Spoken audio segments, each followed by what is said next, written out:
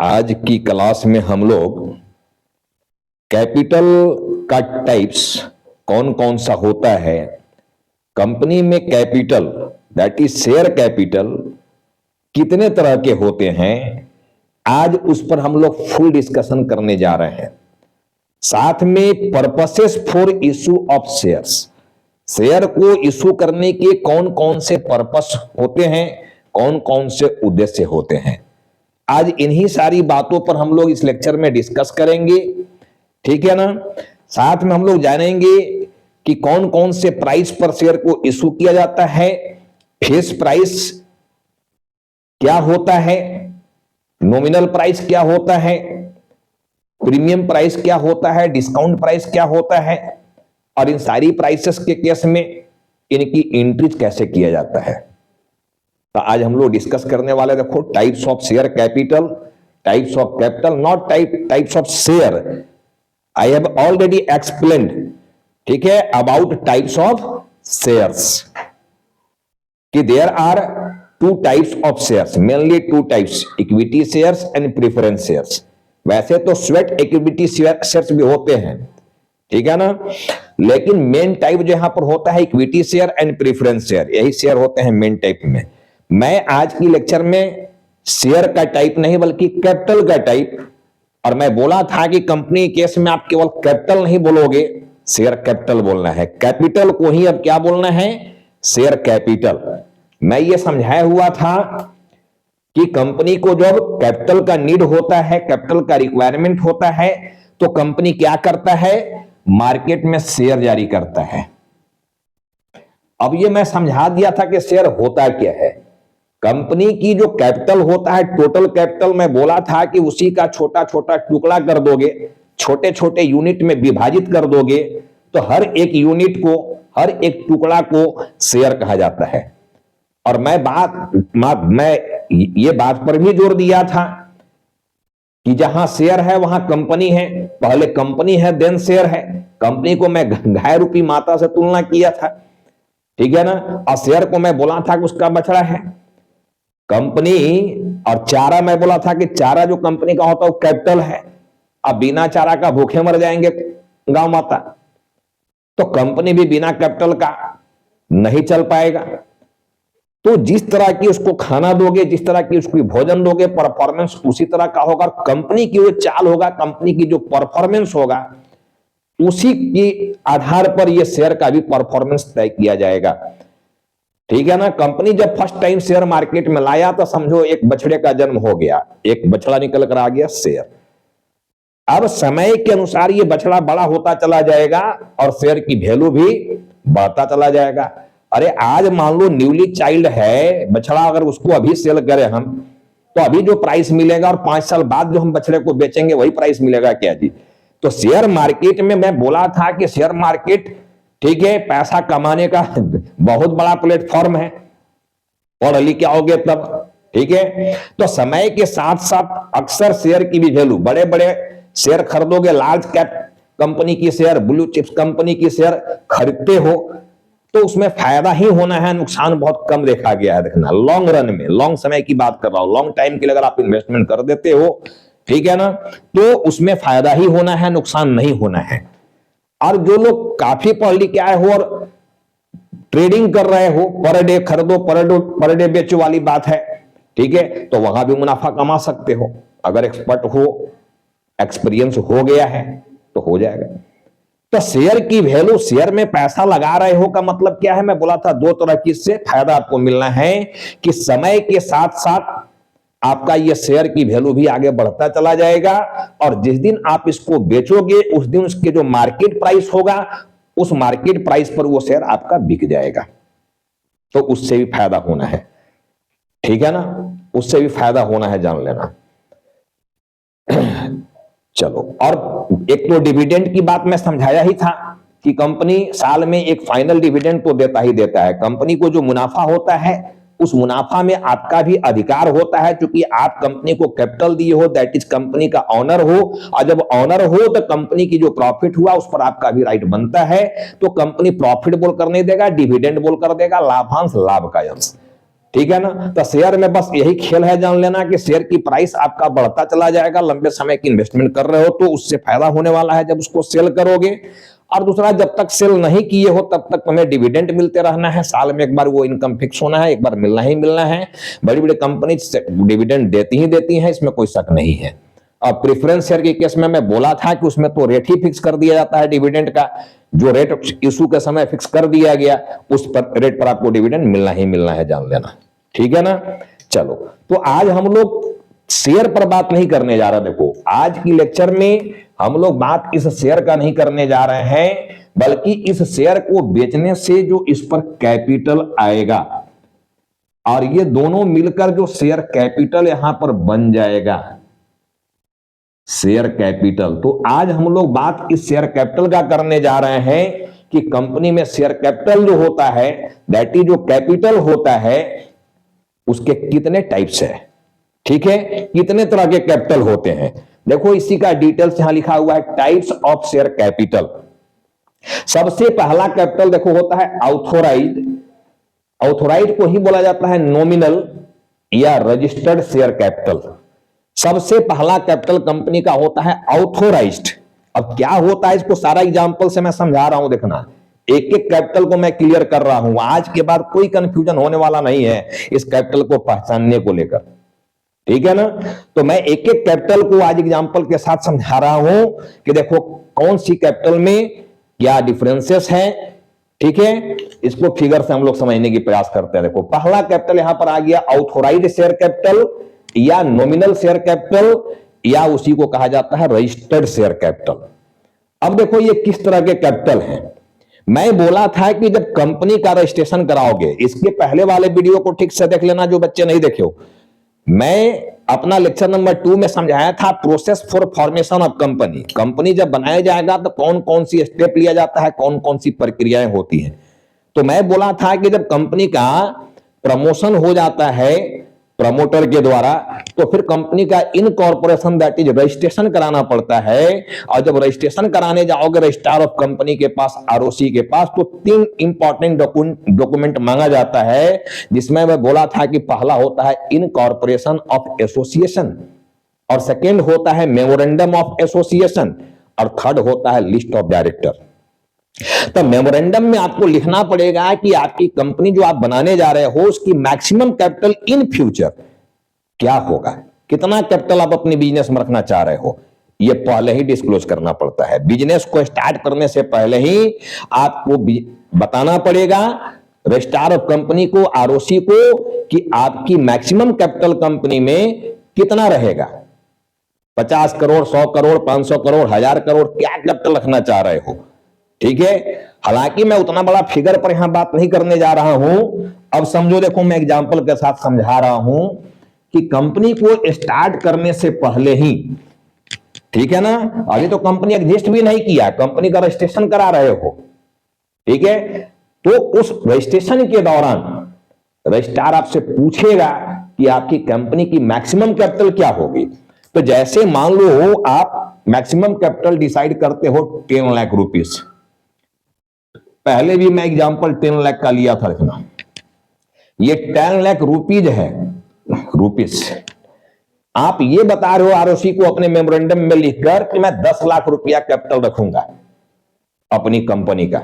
ठीक है, और एक शेयर का दाम, एक यूनिट का दाम मैं 10 रुपया रखूंगा। तो जब एक यूनिट का दाम 10 रुपया रखोगे तो 10 से इसको डिवाइड करोगे, ये भी रुपीज में है 10, देखना। तो रुपीज को रुपीज से डिवाइड कर दिया, तो डिवाइड करके यहां पर 1 लाख निकल गया, देखो 1 लाख। और इसी 1 लाख को मैं बोल रहा हूं नंबर ऑफ शेयर्स। ठीक है, और number of units at the rate of ₹10 each. ठीक से समझने की प्रयास करना, देखना क्या है ये। ठीक है ना। 10 लाख रुपया टोटल कैपिटल इन फ्यूचर हम लोगों को रखना है बिजनेस में। अब मैं 1000, 5000 और 50,000 करोड़ की बात नहीं कर रहा हूं, क्योंकि यहां फिगर हमारा बड़ा हो जाएगा कैलकुलेशन, इसलिए मैं उसी फिगर को अब छोटा रूप में समझाने का प्रयास कर रहा हूं कि अगर मैं कंपनी का मैक्सिमम कैपिटल 3 लाख रुपए रखना चाह रहा हूं 10 लाख रुपया, तो मेमोरेंडम में लिखना पड़ेगा और उसी को बताना पड़ेगा। साथ में एक शेयर का प्राइस क्या आपका होगा ये भी हमको तय करना होगा, बताना पड़ेगा। तो देखो एक शेयर की प्राइस में 10 रुपया तय किया हूं, यानी 10-10 का हमको टुकड़ा बनाना है। तो 10 से डिवाइड करोगे 10 लाख में तो 1 लाख बन गया ये टुकड़ा, 1 लाख यूनिट बन गया। मैं समझाया था इस प्रीवियस लेक्चर में कि जो टुकड़ा कर दोगे उस टुकड़े को ही, उस यूनिट को ही कहा जाता है शेयर। तो आपके पास 1 लाख शेयर हो गया। देखो एक शेयर का प्राइस है 10 रुपया, तो 1 लाख शेयर हो गया। ये number of shares at the rate of ₹10 each. एक शेयर का दाम 10 रुपया है, ये हो गया, देख लेना, ठीक है ना। और कैपिटल अमाउंट में दिख रहा है 10 लाख रुपया। तो इस 10 लाख रुपया जो कि डिसाइड कर लिया पहले ही कंपनी बनाने के समय कि इन फ्यूचर हम लोग 10 लाख रुपया कैपिटल रखेंगे। अगर यही मान लो रहता कि नहीं हम 50,000 करोड़ रखेंगे, तो ये जो 50,000 करोड़ रुपया है जो पहले ही डिसाइड कर दिया, ये प्री डिसाइडेड है, ठीक है, कि हमको इन फ्यूचर ये कैपिटल रखना है। तो ये जो मैक्सिमम लिमिट शो कर दिया गया कि मैक्सिमम लिमिट हमारा कैपिटल का यही रहेगा, इस मैक्सिमम वॉल्यूम, इस मैक्सिमम लिमिट को ही कहा जाता है ऑथोराइज्ड शेयर कैपिटल। क्लियर है अब ये बात कि ऑथोराइज्ड किसको कहा जाएगा? और जो ऑथोराइज्ड शेयर कैपिटल है उसी को नॉमिनल भी बोला जाता है या उसी को रजिस्टर्ड शेयर कैपिटल भी बोला जाता है। अब रजिस्टर्ड क्यों बोला जाता है इस पर मैं आ रहा हूं। देखो रजिस्टर्ड क्यों बोला जाएगा, ठीक है ना, क्योंकि मैं बोला था कि रजिस्ट्रार ऑफ कंपनी के पास जब कंपनी का रजिस्ट्रेशन कराने जाओगे तो क्या वो मुफ्त में रजिस्ट्रेशन करेगा? जी, फ्री में रजिस्ट्रेशन करेगा, या रजिस्ट्रेशन फी हमसे कुछ लेगा? वो रजिस्ट्रेशन चार्ज कुछ लेगा हमसे। वो मैं बोला था कि रजिस्ट्रेशन चार्ज लेगा। साथ में मैं ये बताया था कि जब रजिस्ट्रेशन चार्ज लेगा तो बेस किसको लेगा? ठीक है, जितना परसेंट लेगा, मान लो 1% वो हमसे ले रहा है या 2% हमसे रजिस्ट्रेशन फी ले रहा है। अगर 1% भी हमसे रजिस्ट्रेशन फी ले रहा था, किसका 1%? ये जानना पड़ेगा ना। तो जो मैक्सिमम कैपिटल आप तय किए हो, जो मैक्सिमम कैपिटल तय किया कि इन फ्यूचर मैक्सिमम कैपिटल हम कितना रखेंगे, उस मैक्सिमम कैपिटल का ही समथिंग परसेंटेज, कुछ परसेंटेज जो है रजिस्ट्रार ऑफ कंपनी आरओसी आपसे रजिस्ट्रेशन फी ले लेता है, ठीक है ना। इसीलिए रजिस्ट्रेशन फी ले लेता है और कंपनी आपका रजिस्टर्ड हो जाता है। इसीलिए ऐसे कैपिटल को रजिस्टर्ड कैपिटल भी कहा जाता है, क्योंकि रजिस्ट्री फी जो हमारा लगा इसी कैपिटल पर लगा है, इसी ऑथोराइज्ड शेयर कैपिटल पर लगा है। इसीलिए इस कैपिटल को हम लोग रजिस्टर्ड शेयर कैपिटल भी बोलेंगे। अब क्लियर है ये? अगर आपसे कोई पूछ दे कि डिफाइन करो जी कि रजिस्टर्ड शेयर कैपिटल क्या है, साथ में देखो इधर हमारा हजमोला भी पड़ा हुआ है एग्जाम्पल। अभी तक देखो 10 लाख रुपया की कैपिटल की बात किया कि इन फ्यूचर हमें 10 लाख रुपया का कैपिटल रखना है। एक शेयर का दाम 10 रुपया होगा। टोटल हमको हमारे पास शेयर जो है वो 1 लाख शेयर है टोटल। तो ये पिक्चर आप अपने मेमोरेंडम में दिखा दिए हो कि हमारा भविष्य का कैपिटल देखिए यही है जी। अब अगर मैं आप ही सारे स्टूडेंट से पूछूं कि बताओ इस फिगर को देखकर और जो मैं यहां एग्जांपल दिया इसको देखकर आप ये बताओ कि कंपनी के पास अभी कितना कैपिटल मौजूद है।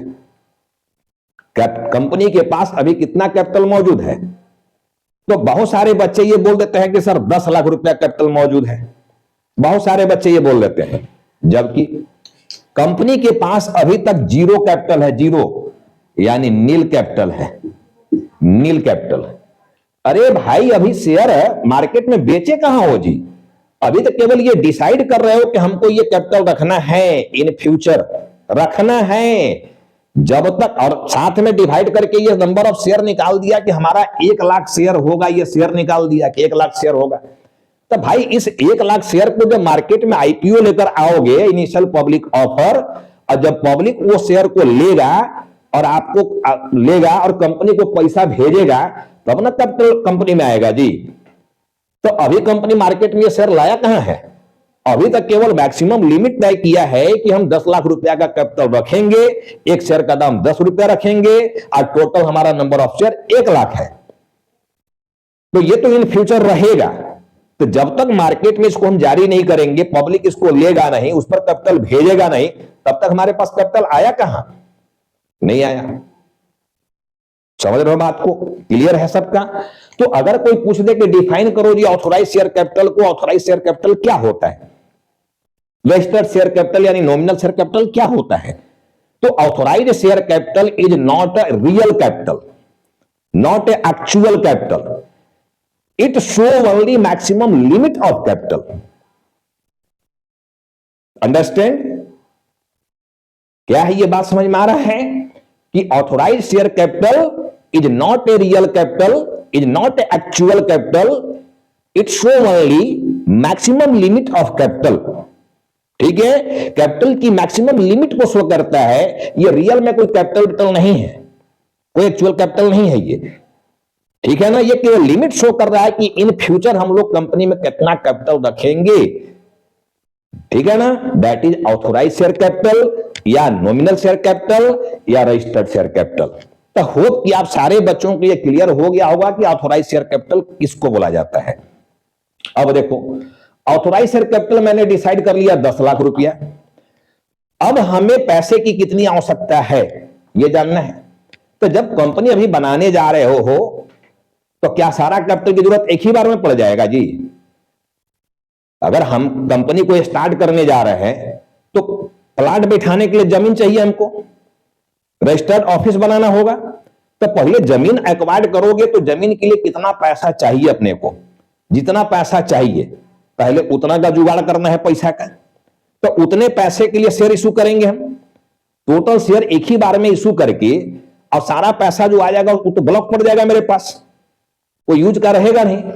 तो according to use, according to requirement हम लोग मार्केट में शेयर को छोड़ते रहते हैं। ठीक है ना, मार्केट में पब्लिक को हम ऑफर देते रहते हैं कि भाई हमको इतना पैसा चाहिए, इसके लिए हम इतना शेयर बेचना चाह रहे हैं। एक ही बार में टोटल शेयर नहीं बेचा जाता है। एज पर रिक्वायरमेंट ऑफ कैपिटल, कैपिटल का रिक्वायरमेंट अभी किस काम के लिए कितना है, किस काम के लिए कितना है ये जानना है। तो मान लो हमको जमीन लेना है और हम जमीन लेने में हमारा मान लो अभी हमको 5 लाख रुपया लगने वाला है, जमीन लेने में 5 लाख रुपया। तब बताओ हम यहां से कितना कैपिटल इशू करेंगे, कितना शेयर इशू करेंगे? 5 लाख रुपया अगर हमको चाहिए जमीन एक्वायर्ड करने के लिए, 5 लाख रुपए कैपिटल की रिक्वायरमेंट है अभी हमें। तो हमारे पास टोटल शेयर 1 लाख है, एक शेयर का दाम 10 रुपया है, 1 लाख इंटू 10 करोगे तो 10 लाख रुपया होता है। हमको अभी 5 लाख रुपया चाहिए। एकदम क्लियर है जी, इसी से सारा कैपिटल को हम समझेंगे जितना कैपिटल यहां देख रहे हो। ठीक है ना, तो 1 लाख हमारे पास शेयर है at the rate of ₹10। 1 lakh को 10 से इंटू करोगे 10 लाख रुपया हो जा रहा है। हमें चाहिए 5 लाख रुपया। तो सीधा सीधा हिसाब हो गया ना जी। सब बच्चे बोलोगे कि सर इसमें 1 लाख जो शेयर आपका है इसमें से 50,000 शेयर, ठीक है ना, 50,000 शेयर्स जो है ये मार्केट में बेच दो। 50,000 शेयर जो है ये मार्केट में बेचो। एक शेयर का दाम 10 रुपया है तो 5 लाख रुपया आपके पास आ जाएगा। ये 5 लाख रुपया आपके पास आ जाएगा 50,000 शेयर बेचेंगे तो अभी मार्केट में कंपनी जो है इस 50,000 के लिए क्या करेगा? एक आईपीओ लेकर आएगा, इनिशियल पब्लिक ऑफर। पब्लिक को ये ऑफर देगा कि भाई मैं 50,000 शेयर बेचना चाह रहा हूं, जिनको भी शेयर लेना है आप अप्लाई कर सकते हो, एप्लीकेशन अपना भेज सकते हो। ठीक है, तो 50,000 शेयर जो हम यहां पर मार्केट में छोड़ दिए, ये जो आईपीओ लेकर आ गए, इसी को कहा जाता है इशूड शेयर। इसी को क्या बोला जाएगा? इशूड। कि कंपनी के पास टोटल शेयर जो था, टोटल शेयर कंपनी के पास कितना है? 1 लाख। मैं जो एग्जांपल यहां लिया हो देखना, टोटल शेयर तो 1 लाख है। तो 1 लाख जो हमारे पास शेयर है और एक शेयर की वैल्यू 10 है, 10 रुपया, तो टोटल कैपिटल हमारे पास 10 लाख का है जो फ्यूचर में रखना है मुझे।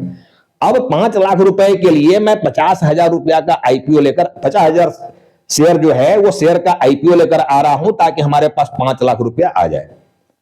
ठीक है ना, तो 50,000 शेयर जो मार्केट में आईपीओ लेकर आ रहे हो, इसी को कहा जा रहा है इशूड शेयर। ठीक है ना, इशूड शेयर। लेकिन मान लो कि हम एक न्यूली कंपनी है, मान लो मैं अपना ही एग्जांपल लेता हूं। चलो, अभी तक मेरी पहचान क्या है मार्केट में? एक टीचर के रूप में। ठीक है, डॉक्टर प्रदीप गुप्ता सर की पहचान सिर्फ एक टीचर के रूप में है, एक उद्योगपति के रूप में मेरी पहचान नहीं है। अब अगर मान लो हमें एक इंडस्ट्री लगाना है, तो इंडस्ट्री जब लगाएंगे और मान लो 5 करोड़ रुपए की इमीडिएट हमें जरूरत है कैपिटल की, और मैं सारा फॉर्मेलिटी कर दिया हूं, जो भी कंपनी बनाने के लिए होता है वो सारा कुछ मैं कर चुका हूं, ठीक है। अब मार्केट में मैं आईपीओ लेकर आ रहा हूं, मैं जितने स्टूडेंट को अभी तक पढ़ाया, ठीक है, उन स्टूडेंट को भी मैं कह रहा हूं कि देखो मेरा आईपीओ आ रहा है जी, मेरे कंपनी में पैसा लगाओ। लगाओगे जल्दी, क्या पैसा है? इंडस्ट्री के रूप में हमारी कोई पहचान नहीं है, इंडस्ट्रियलिस्ट के रूप में हमारी कोई पहचान नहीं है, उद्योगपति के रूप में हमारी कोई पहचान नहीं है। मार्केट में हम कैसा परफॉर्म करेंगे इंडस्ट्री में जाकर, ठीक है, उद्योग जगत में जाकर हम कैसा परफॉर्मेंस दिखाएंगे, ये सामने वाले को पता नहीं है। तो मेरे ऊपर वो भरोसा करेगा क्या? मेरा सारा का सारा शेयर ले लेगा क्या? मेरे बहुत सारे विश्वासी स्टूडेंट होंगे घर से जो स्ट्रांग भी होंगे, वो कुछ ना कुछ शेयर लेंगे, अप्लाई करेंगे, ठीक है, लेकिन सबके सब लोग रेडी हो जाएंगे, सबके सब लोग हम पर भरोसा कर लेंगे, ऐसा नहीं है, ठीक है। यानी सारा शेयर मेरी बिकने की गारंटी नहीं है अगर मेरी मार्केट में पहचान नहीं है, पकड़ नहीं है। लेकिन फिर भी हमें 5 करोड़ रुपया चाहिए, तो क्या इसका मतलब क्या है कि नए नए लोग उद्योग नहीं लगा सकते, इंडस्ट्री नहीं लगा सकते हैं? क्या लगा सकते हैं। तो फिर उनके पास कैपिटल कैसे आएगा? अरे हर चीज का जुगाड़ है, हर काम जुगाड़ से चलता है। देखो, जब मार्केट में सारे शेयर बिकने की गारंटी ना हो, ऐसा लग रहा हो आपको, तो मार्केट में कुछ अंडरराइटर्स होते हैं। देखना, मार्केट में कुछ अंडरराइटर्स होते हैं, मैं इस अंडरराइटर्स पर आऊंगा। देखना, कुछ अंडरराइटर्स होते हैं मार्केट में, ध्यान से समझना। अंडरराइटर्स जो होते हैं, ये इंडिया में 4 तरह के अंडरराइटर हैं, grade A, grade B, grade C, grade D, ठीक है ना। अब जैसे मान लो आईसीआईसीआई बैंक भी अंडरराइटर्स का काम करता है, ठीक है। हमारा एलआईसी जो है वो भी अंडरराइटर्स का काम करता है। तो ऐसे बहुत सारे बड़े बड़े कंपनियां भी अंडरराइटर्स का काम करते हैं, ठीक है। टाटा इंडस्ट्री है, तो ऐसे बड़े बड़े जो कंपनी है वो अंडरराइटर्स का काम करते हैं। अंडरराइटर्स का काम क्या है? अंडरराइटर्स का काम क्या है? अगर मान लो हम किसी अंडरराइटर को पकड़ लिए कि भाई मेरा आप अंडरराइटर बनो, तो underwriter is a guarantor. Underwriter guarantee देता है कि मेरे अनाउंसमेंट कर देने के बाद भी पब्लिक शेयर अगर आपका नहीं लेगा तो वो सारा शेयर हम खुद ले लेंगे। समझ में आया कि अंडरराइटर कितना बड़ा गारंटी देता है? अब इतना बड़ा गारंटी अंडरराइटर मुफ्त में देगा क्या आपके लिए, या बदले में कुछ लेगा? कुछ लेगा। क्या लेगा हमसे? वो हमसे कमीशन लेगा। ये अंडरराइटर क्या लेता है? कमीशन।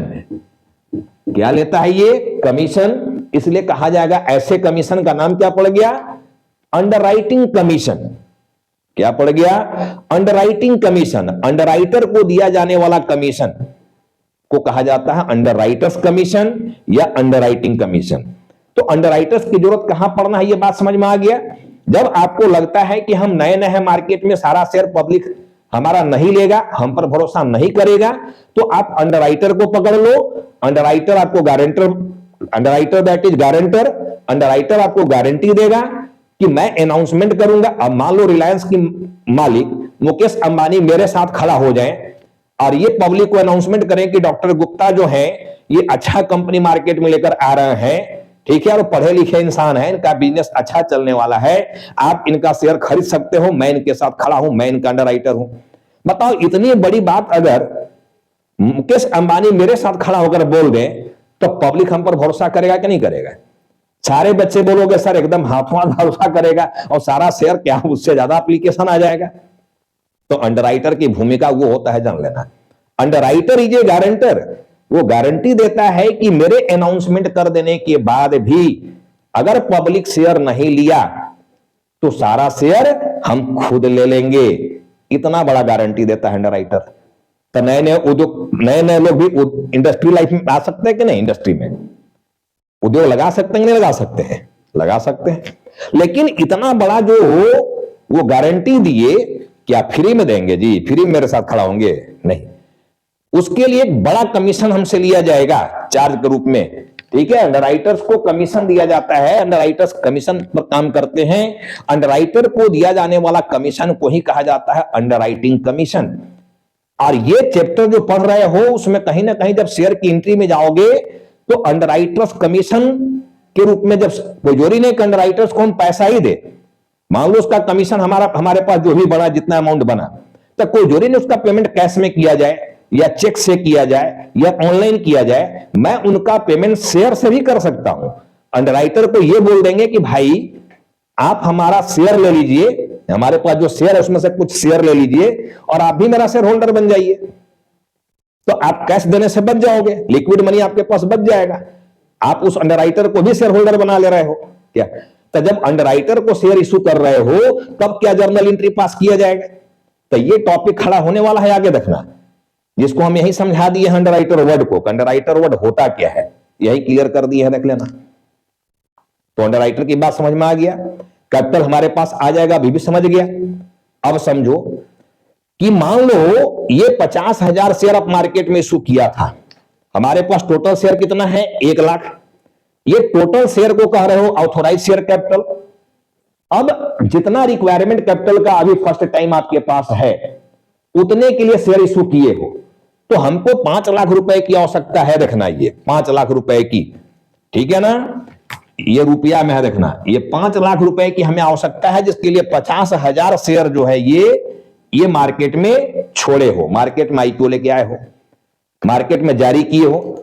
तो जितना शेयर मार्केट में जारी किया, जितना का आईपीओ लेकर आए हो, उसी को कहा जा रहा है इशूड शेयर। समझ में आ गया क्या है इशूड शेयर? देखना है, ठीक है ना। इशूड शेयर कैपिटल यहां जो आया है इशूड कैपिटल या issued share capital, unissued share capital, या कैपिटल केवल लगा है, आप यहां शेयर लगा सकते हो, इशूड शेयर कैपिटल। तो इशूड शेयर किसको बोला जाता है ये बात समझ में आ गया। अब समझो कि मुझे 50,000 शेयर बेचना था, ठीक है। अब जब 50,000, ध्यान से समझना, ऑथोराइज शेयर कैपिटल को 2 साइड हम लोग बांटे हैं, देखो, एक इशूड में एक अनइशूड में।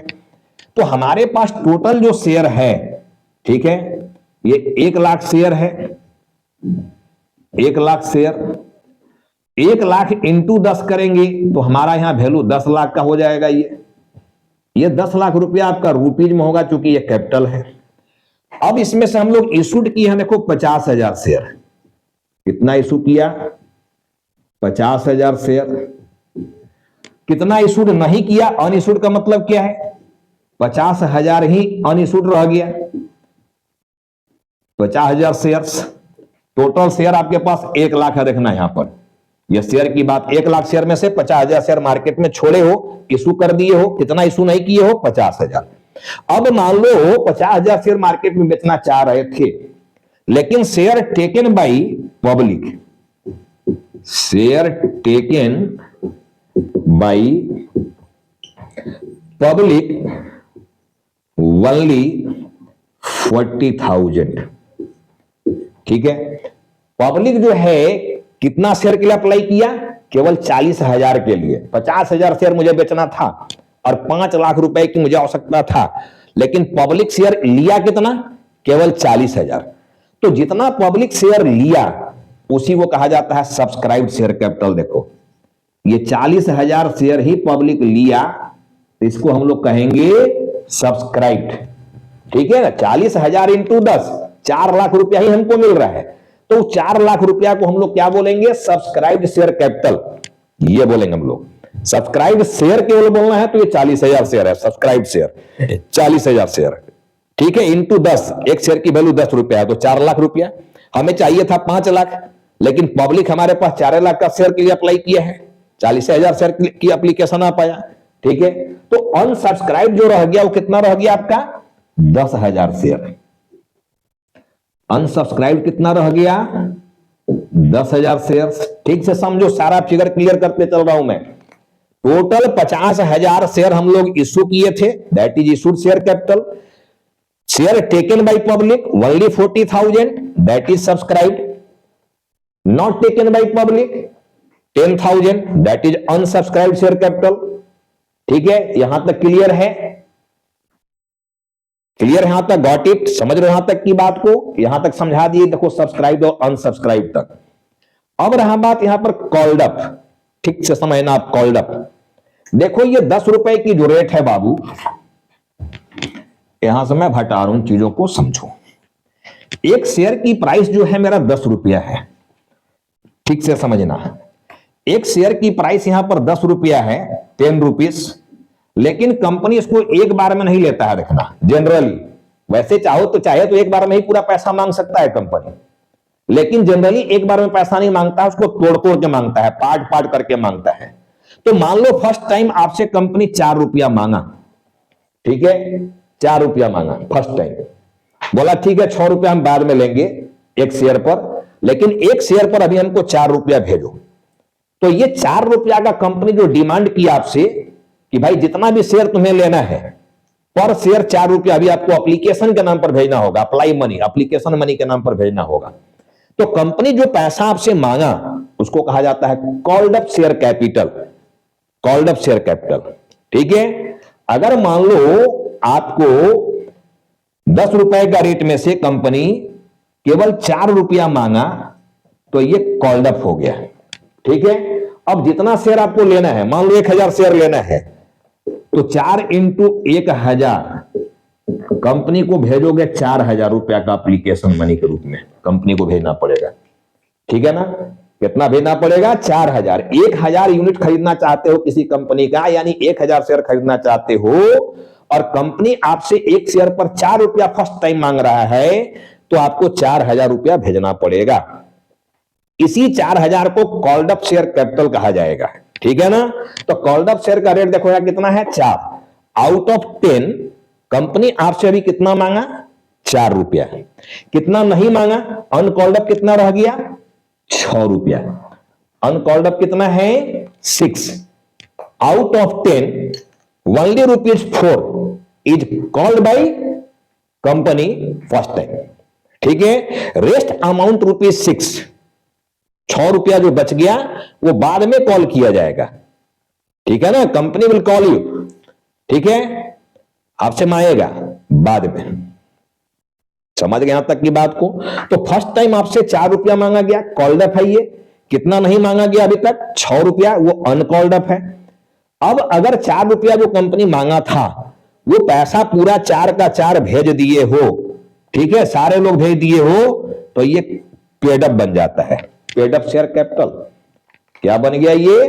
Paid up share capital. Company आपसे 4 मांगा, 4 रुपया के हिसाब से आप भेज दिए, जितना शेयर लेना था उतना का पैसा, तो ये हो गया पेड अप शेयर कैपिटल। अगर कुछ लोग पैसा नहीं भेजा, मान लो मांगा जा रहा था लेकिन नहीं भेजा, तो कॉल्स इन एरियर कहा जाएगा। कंपनी मांगा था, कॉल किया था, लेकिन एरियर हो गया। इस बात को हम लोग आगे फिर समझेंगे और डीप में एग्जाम्पल के साथ देखना। तो होप कि आपको यहां तक की बात क्लियर हुआ होगा। अब समझो यहां पर, ठीक है, रिजर्व कैपिटल। अब ये अनकॉल्ड अप जो यहां पैसा रह गया था वो कितना रह गया था? 6 रुपया। कंपनी आपसे 4 रुपया मांग लिया था, कंपनी आपसे 4 रुपया मांग लिया था, ठीक है, लेकिन कितना अभी नहीं मांगा था? 6 रुपया। अब उस 6 रुपए का कंपनी क्या करेगा?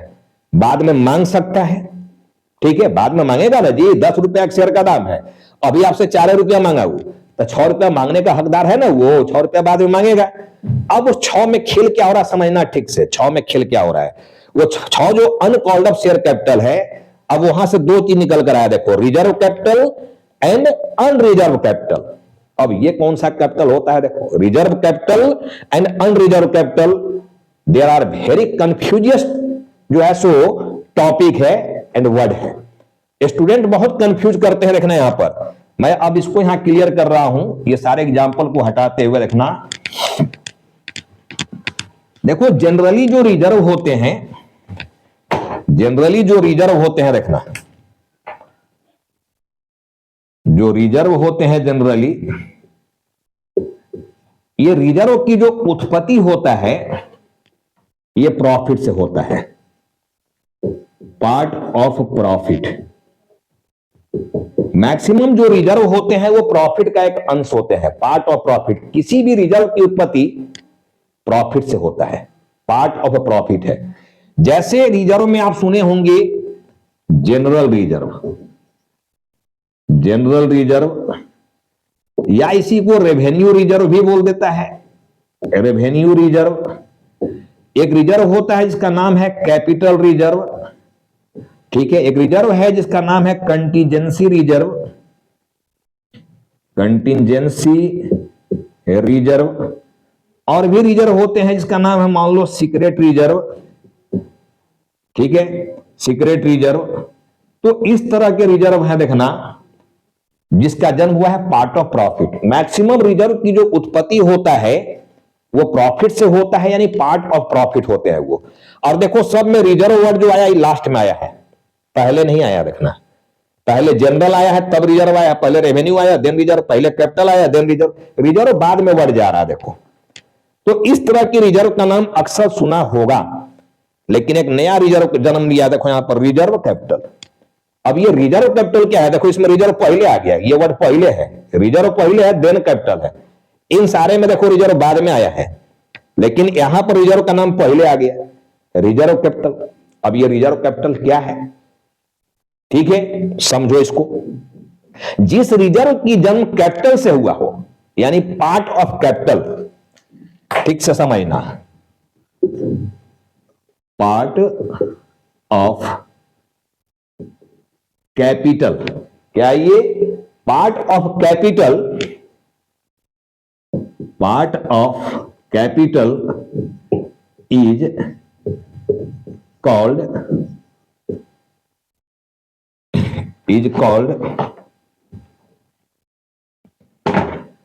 Reserve capital, reserve capital. Is it clear? समझ गया बात क्या फर्क है? कैपिटल रिजर्व और रिजर्व कैपिटल। देखो यहां कैपिटल रिजर्व वर्ड आया है, कैपिटल रिजर्व, देखो यहां पर आया है कैपिटल रिजर्व वर्ड, और यहां आया है रिजर्व कैपिटल वर्ड। कितना कंफ्यूजन है देखना। अक्सर बच्चे जो हैं, अच्छे अच्छे बच्चे जो है इसमें मार खाते हैं। यहां लिखा हुआ कैपिटल रिजर्व, यहां है reserve capital. Capital reserve is part of profit, but reserve capital is part of capital. तो जिस रिजर्व की उत्पत्ति कैपिटल से हुआ है उसी को कहा जाता है रिजर्व कैपिटल। लेकिन जिस रिजर्व की उत्पत्ति, ठीक है, जो ओरिजिन का हुआ उत्पत्ति प्रॉफिट से हुआ है, उसको कहा जाता है कैपिटल रिजर्व। अब प्रॉफिट में भी अलग अलग प्रॉफिट है, रेवेन्यू नेचर का, कैपिटल नेचर का। बाद में वो सारी बात क्लियर करेंगे, ठीक है ना, समझाएंगे बात को। तो होप कि आपको अब ये दोनों कैपिटल, दोनों रिजर्व में अंतर समझ में आ गया होगा कि कैपिटल रिजर्व और रिजर्व कैपिटल में डिफरेंस क्या है, ये समझ में आ गया होगा। ठीक है, अब देखो इसमें हम आगे की बात कर रहे हैं, है क्या ये सब लोग समझ गया ना बात को जी, कि कैपिटल रिजर्व और रिजर्व कैपिटल में क्या डिफरेंस है, ये बात समझ में आ गया। Capital reserve is part of profit, part of profit है, देखो part of profit. Capital reserve is part of profit, but reserve capital is part of capital, not part of profit. ठीक है ना।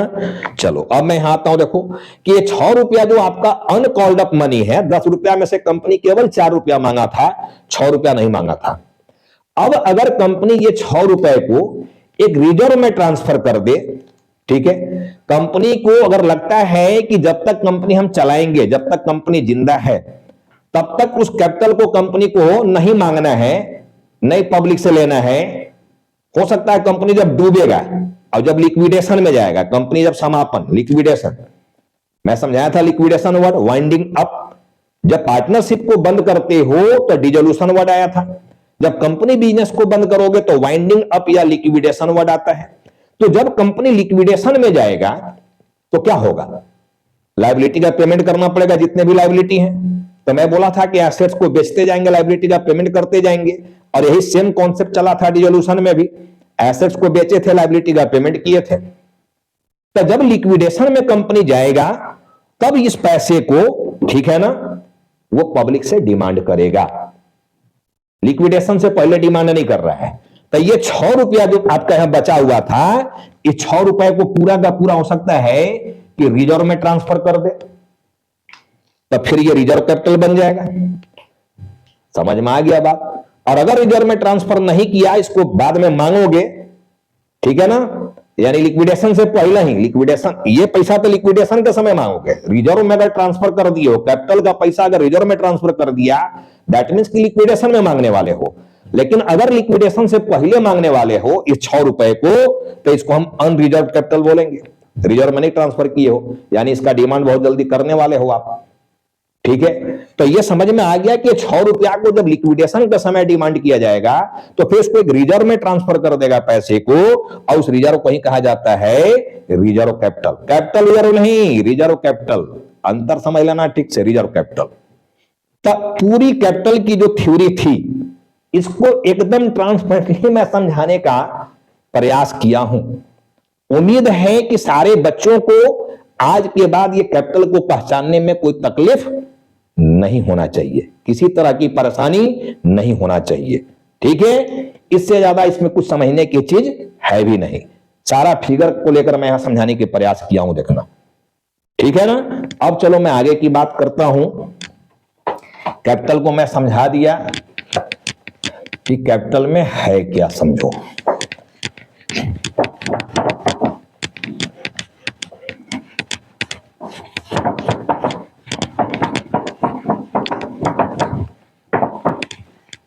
अंडरराइटर्स वर्ड को भी ठीक से समझ लेना सब लोग। जी, अंडरराइटर्स को दिया जाने वाला कमीशन जो है वो अंडरराइटिंग कमीशन है, ये भी समझना है, देखना।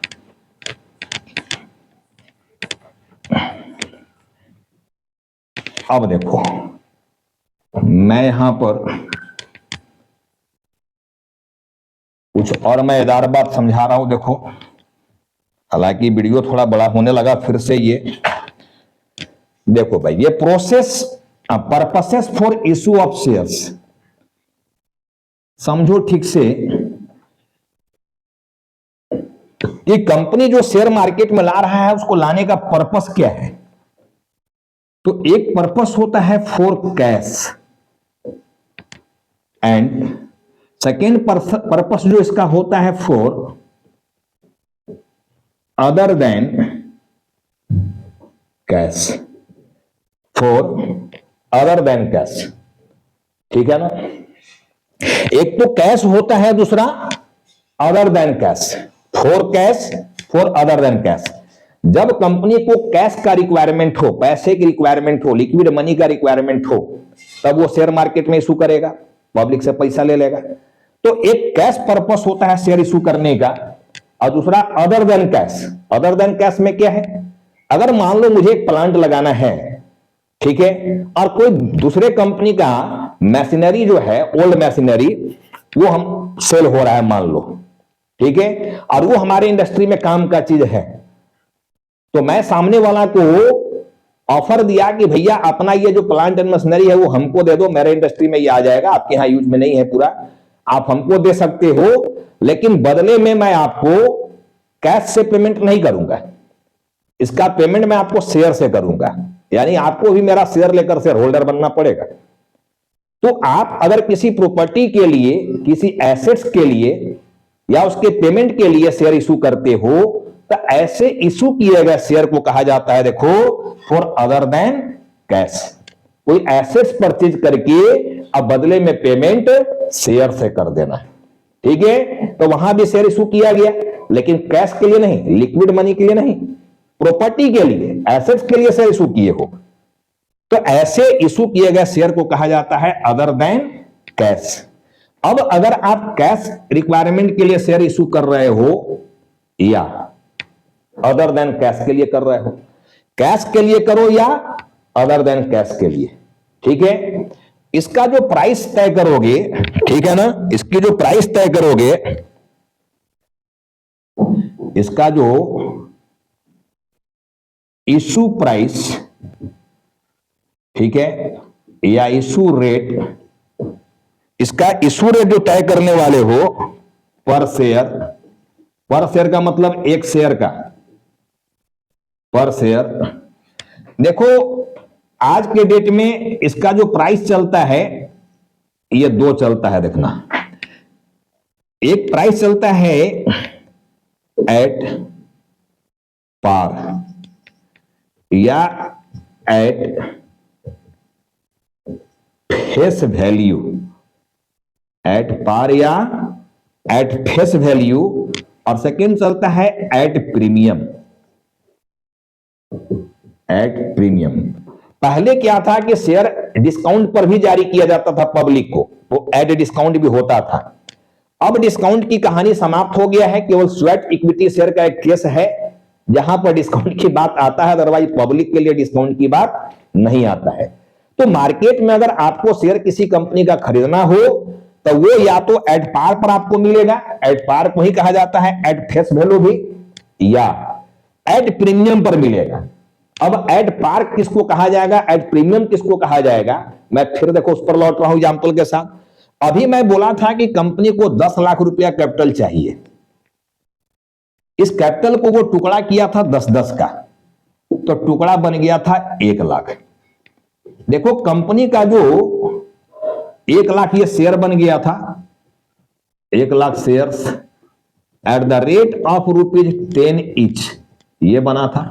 तो कंपनी का जो ओरिजिनल रेट है शेयर का, जो ओरिजिनली कंपनी का यूनिट बनाया गया तोड़कर, वो देखो ये 10 रुपया है, 10 ओरिजिनल जो रेट है कंपनी का शेयर का ओरिजिनल रेट। तो ये ओरिजिनल रेट जो आपका है वो कितना है, 10 रुपया।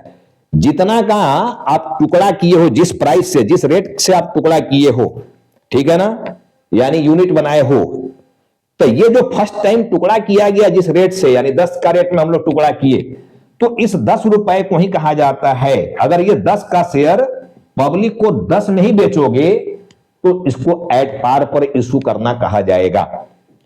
अगर 10 का शेयर कंपनी मार्केट में 10 में ही पब्लिक को बेचेगा, दैट इज एट पार का केस है, ठीक है। लेकिन अगर 10 का शेयर कंपनी 12 में बेचेगा, 10 से ज्यादा में, 12, 13, 15 जो भी है, ठीक है ना, 10 का शेयर अगर कंपनी 10 से ज्यादा में बेचेगा तो इसको प्रीमियम पर इशू करना कहा जाएगा, कि मार्केट में पब्लिक को जो ऑफर किया कंपनी शेयर, वो प्रीमियम पर ऑफर किया, प्रीमियम पर। 10 का शेयर 10 में नहीं देगा, 12 में या 10 से ज्यादा में।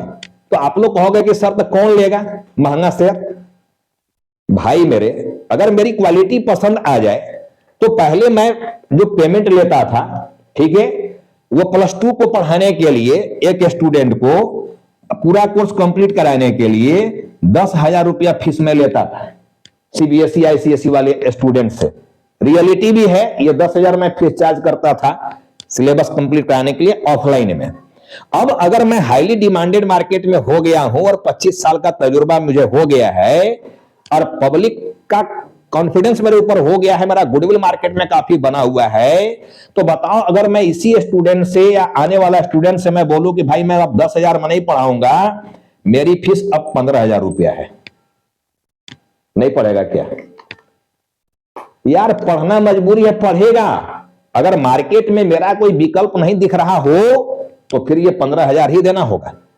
एक नए नए जब डॉक्टर आता है तो उसकी फीस क्या होता है, वो क्लाइंट से फीस, जो पेशेंट से फीस है, शुरू में 200 रुपया चार्ज करता है। जब पेशेंट बढ़ने लगते हैं तो इसी का फीस बढ़ा के वो 500 रुपया कर देता है डॉक्टर।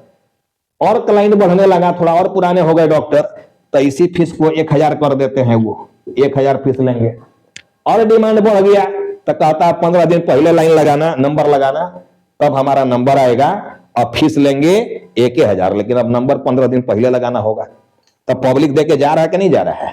बस वही कहानी है, जान लेना। यहां वैसा कोई कंपनी जो पहले से बहुत ही नेम एंड फेम वाली कंपनी है, ठीक है, उनकी प्रोजेक्ट बहुत बढ़िया है, उनकी प्रॉफिट बहुत बढ़िया है, ठीक है, जैसे मान लो एमआरएफ टायर वाले हैं, टीसीएस कंपनी हो गया, ठीक है ना, टाटा जो है कंसल्टेंसी सर्विस जो हो गया वो कंपनी है, रिलायंस की बहुत सारे कंपनी जो है, जो पावर प्रोजेक्ट था, जियो था, ऐसे ऐसी कंपनी की शेयर आ जाएगा यार। तो अगर प्रीमियम पर भी आएगा तो पब्लिक लेने के लिए मारामारी करने लगेगा, जान लो, आईपीओ में, ठीक है ना। जब ओपन मार्केट में शेयर आता है तो हाईली डिमांडेड शेयर हो जाता है ये, तो कंपनी भी महंगा पैसा लेना शुरू कर देता है। अरे इकोनॉमिक्स पढ़ा है ना जी, हायर द प्राइस, डिमांड और सप्लाई का खेल है, डिमांड एंड सप्लाई का खेल है, जान लेना। Higher the price, lower the demand होता है, लोअर द प्राइस हाई। लेकिन यहां क्या हो जा रहा है, यहां कहानी कुछ और है, ठीक है। डिमांड जब इनका बढ़ गया तो रेट भी यहां बढ़ जाता है, डिमांड बढ़ गया तो रेट बढ़ गया, बढ़े हुए रेट पर शेयर मार्केट में जारी किया जाएगा। तो देखो यही 2 रेट होता है, एड पार, जिसको एड फेस वैल्यू भी कहा जाता है, या एड प्रीमियम। ये 2 रेट पर मार्केट में शेयर बेचा जाता है। एड डिस्काउंट का केस अब मार्केट में नहीं रह गया पब्लिक के लिए। ठीक है, तो होप कि ये सारे बच्चों को बात समझ में आ गया होगा कि शेयर को जारी करने का पर्पस केवल दो है। जब कंपनी को लिक्विड मनी की आवश्यकता है, जब कैश का रिक्वायरमेंट है, तब कंपनी मार्केट में शेयर लाएगा। और जब कंपनी को कैश की नहीं, किसी प्रॉपर्टी की रिक्वायरमेंट है और बदले में उसका पेमेंट वो शेयर से कर रहा है, तो वैसे केस में भी शेयर जारी किया जाता है, जहां जिसको बोला जाता है share issued for other than cash. Cash के अलावा शेयर इशू करना। शेयर दो रेट पर इशू किया जाएगा, ये क्लियर लिख दिया। प्रॉब्लम बनाओगे ये सारी बात की जरूरत पड़ेगा, इसलिए इसको ठीक से पढ़ लेना, समझ लेना, अपना कॉपी में नोट डाउन कर लेना। मैं लेक्चर नंबर 4 में बात को देखो यहां से आगे बढ़ाऊंगा जब कि अब शेयर का पैसा कंपनी आपसे कैसे कैसे मांगेगा, और प्रॉब्लम जब बनाओगे उसकी जर्नल कैसे पास किया जाएगा। अब लेक्चर नंबर 4 में आपका प्रॉब्लम बनाने की बात शुरू होने जा रहा है। तो होप कि सारे स्टूडेंट्स को आज की लेक्चर में बताई गई सारी बात जो है वो भरपूर तरीके से समझ में आया होगा, ठीक है। और कुछ नहीं आया होगा तो हमारे कमेंट सेक्शन में जाकर आप कमेंट बिंदास कीजिए, ठीक है, कि कहां क्या प्रॉब्लम हो रहा है, ठीक है ना। और वीडियो बहुत पसंद आ जाए तो एक लाइक तो बनता है यार, ठीक है ना। और जो लोग भी अभी तक वीडियो को सब्सक्राइब, चैनल को सब्सक्राइब नहीं किए हो, जब जो लोग भी अभी तक अकाउंट्स वाला चैनल को, वो सारे स्टूडेंट्स इस चैनल को सब्सक्राइब करो, ताकि कोई भी टॉपिक हमारा आता है, नई नई टॉपिक जो हमारे पास आता है, उसका नोटिफिकेशन आप तक तुरंत पहुंच जाए और आप उस वीडियो का, ठीक है, बेनिफिट उठा सके। और अगर आपको पूरी चीज पसंद आ रहा है तो मैं बार बार कहता हूं कि आप जितने भी जानने वाले लोग हों, नियर डियर, जहां तक इस वीडियो को फैला सकते हैं, जहां तक इसको शेयर कर सकते हो, ज्यादा से ज्यादा लोगों को शेयर कीजिए, ठीक है। तो चलो मैं इस वीडियो को आज यहीं पर स्टॉप करता हूं और मैं फिर आगे मिलता हूं बहुत जल्द आप सभी से लेक्चर नंबर 4 में। आप सभी स्टूडेंट्स को, ठीक है, यहां तक क्लास को देखने के लिए बहुत बहुत धन्यवाद।